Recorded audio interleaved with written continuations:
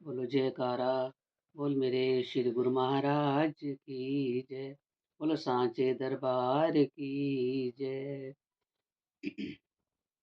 पहले बने प्रारब्ध, पीछे बना शरीर, तुलसी चिंता क्यों करे, भजले श्री रघुवीर। महापुरुष कृपा करते हैं, हम अपने शरीर की कितनी चिंता करते हैं। मालिक ने प्रारब्ध बना करके हमारी भेजी है। मालिक हर वक्त हमारा साथ देते हैं, फिर भी हम क्यों उस मालिक के नाम की लापरवाही करते हैं। लेकिन नहीं, सच जहाँ जहाँ मेरे मालिक हैं, जहाँ उनका ध्यान है, वो अपने भक्तों का अपने आप ही पूरा ख्याल रखते हैं। प्रारब्ध बना के भेजते हैं मालिक, किसी न किसी का साथ बना के भेजते हैं। जैसे एक महापुरुष हैं, संत हैं, जब तक उनका शरीर चला वो अपना काम खुद करते थे। उनके पास कई शिष्य भी थे, अपने आप करते थे सारा काम। लेकिन धीरे धीरे वृद्ध हो गए।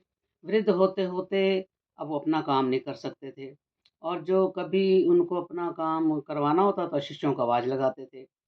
शिष्य कभी तो आ जाते, पहले तो आ जाते थे, फिर कई बार आवाज़ें लगानी पड़ती, शिष्य नहीं आते थे। लेकिन जो संत थे, मालिक से बहुत प्यार था उनका, भगवान से इतना घनिष्ठ प्रेम था कि शायद भगवान से भी नहीं रहा जाता होगा। तो ऐसे कई बार ऐसा हुआ, जो आवाज़ लगाते, पहले तो रोज़ आ जाते थे शिष्य, फिर कई आवाज़ें लगाने के बाद आ जाते, कई बार एक आवाज़ में आ जाते, कई बार लापरवाही कर जाते। तो अब उनको शौच क्रिया से निवृत्त कराना होता था।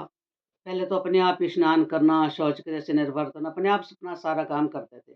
लेकिन धीरे-धीरे जब उनसे नहीं होता था, तो अपने शिष्यों को आवाज़ें लगाते थे, क्योंकि वो काम तो करना ही था। अब शिष्य इतनी लापरवाही करने लगे कि आखिरकार वो उस चीज़ को देख कर के भगवान से रहा नहीं गया। एक दिन वो शिष्यों को आवाज़ लगा रहे थे, लगाते-लगाते काफ़ी टाइम हो गए, लेकिन कोई भी नहीं आया। आखिरकार भगवान से देखा नहीं गया, क्योंकि उनको उनकी क्रिया से निवृत्त करवाना था। अब भगवान खुद एक बालक का रूप बन करके आए। आकर के जब उन्होंने कहा कि हाँ, बाबा क्या बात है? कहते हैं कि मैं तो कब से आवाज़ें लगा रहा हूँ और ये तुम आते नहीं हो। नहीं बाबा, मैं आ गया, बताओ। उन्होंने समझा कि मेरा शिष्य है। अब वो उनकी जो निर्वर्त करवाना था उनको, जो उनकी शौच क्रिया से उनकी जो क्रिया थी करके, बालक उनको ले गया, उनका सारा काम करवा के फिर उनको पलंग पर लिटा गया। अब उसका रोज़ का नियम बन गया। बाबा जो संत थे आवाज़ लगाते, आज बालक आ जाता था। आ जाता तो महात्मा जी ने सोचा शायद मेरे शिष्य हैं। लेकिन एक दिन उनके मन में आ गया कि मैं शिष्यों को आवाज़ लगाता हूँ, वो तो आते नहीं हैं। लेकिन तुम कौन हो जो एक आवाज़ में आ जाते हो? तो सच बताओ, क्योंकि आपके जो हाथ हैं ना बड़े कोमल हैं। मेरे शरीर को लगते हैं कि मेरे शिष्यों के हाथ तो ऐसे हैं नहीं। मुझे सच बता, पहले मैं आज तो अपनी क्रिया करवाऊँगा, पहले मुझे बताओ तुम कौन हो? आखिरकार उनको बताना पड़ा, तो भगवान अपने असली रूप में आकर उनको दर्शन दिए और ये कहा कि मैं आता हूँ, क्योंकि आप मेरा ध्यान करते हो। तो कहते हैं अगर आपको मेरी इतनी चिंता है, तो मेरे इन कर्मों को क्यों नहीं काट देते? तो कहते हैं ये भगवान कहते हैं कर्म तो काटने पड़ते हैं। तो हमारे जो कर्म है ये भी 3 प्रकार के हैं। एक तो कर्म है ही, जो हम भुगतेंगे।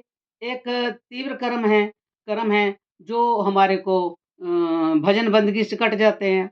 लेकिन जो कर्म हैं, उससे भी ज़्यादा तीव्र कर्म जो हैं, वो हमारे को भगवान के भजन बंदगी से या किसी सच्चे संत की संगत से हमारे कट जाते हैं, सत्संग से कट जाते हैं, भजन बंदगी से कट जाते हैं। तो इसलिए आपके जितने ये कर्म हैं, ये सब कट रहे हैं आपके भजन से वो कर्म कट के मुझे आपके ये काम मुझे करने आना पड़ा, क्योंकि आपका हर वक़्त ध्यान मेरे में रहता था। जो मेरा बन जाता है, मेरे से दूर नहीं रह जाता, मैं उसका बन करके अपने आप उसके सारे काम करता हूँ। तो उस महापुरुषों के भी आँख खुली और एकदम से देखा कि वाह!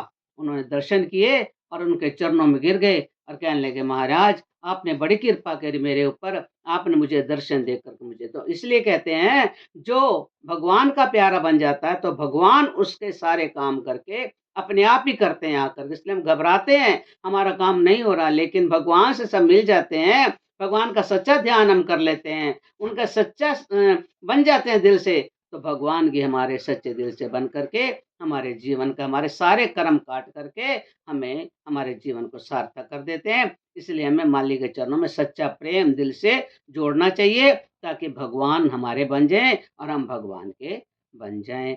बोलो जयकारा, बोल मेरे श्री गुरु महाराज की जय।